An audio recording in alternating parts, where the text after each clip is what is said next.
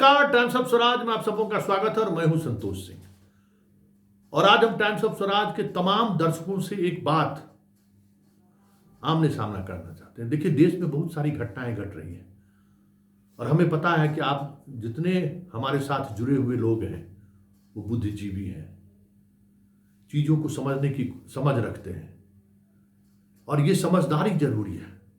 हम times of Swaraj के माध्यम से जितने हमारे दर्शक हैं उनको समय समय पर देश के हालात के बारे में भी बताते रहते हैं कि देश में हो क्या रहा है।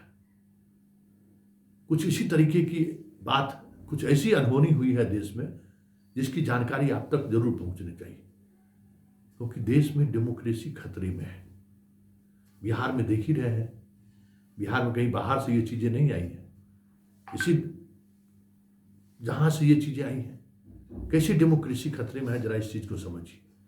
चुनाव सिर पर है, लोकसभा चुनाव चंद दिन बाकी है, किसी भी समय इसकी घोषणा हो सकती है।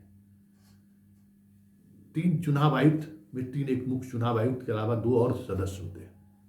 एक सदस्य फरवरी में रिटायर हो चुके हैं, दूसरे सदस्य इस्तीफा, गोयल जी इस्तीफा दे दिया और उनके इस्तीफे के 24 घंटे बाद भी एक अजीब तरीके की खामोशी पूरे देश में।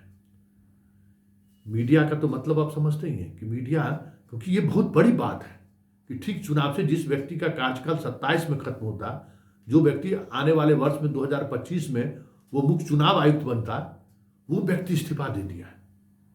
कोलकाता में प्रेस कॉन्फ्रेंस में वो व्यक्ति शामिल नहीं हुआ बंगाल की समीक्षा के दौरान।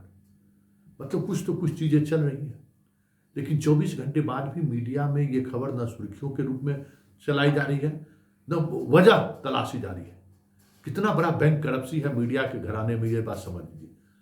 किसी रिपोर्टर के पास ये जानकारी नहीं है कि आखिर गोयल ने इस्तीफा क्यों दिया, क्या ऐसी घटना घट गई, क्या हुआ ऐसा जिस वजह से उन्होंने इस्तीफा दे दिया।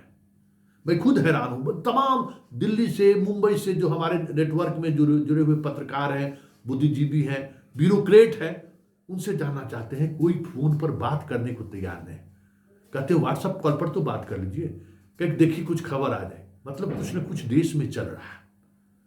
और अगर इलेक्शन का चुनाव कोई जीते, देश का प्रधानमंत्री कोई बने, यह महत्वपूर्ण नहीं है। महत्वपूर्ण है कि देश में निष्पक्ष चुनाव हो, देश में शांतिपूर्ण चुनाव हो, बहुमत से जिसकी भी सरकार बने उसको स्वीकार करना है हम लोग। लेकिन बहुमत में अगर हेरफेर करने की कोशिश हो रही है तो यह सतर्क होने की जरूरत है और यह सतर्कता बेहद जरूरी है। और हमें लगता है कि गोयल के इस्तीफा से ये बातें कहीं न कहीं चर्चा होनी चाहिए, गांव गांव में इस बात की चर्चा होनी चाहिए कि आखिर मुख्य चुनाव आयुक्त अपने पद से इस्तीफा क्यों दे दिए।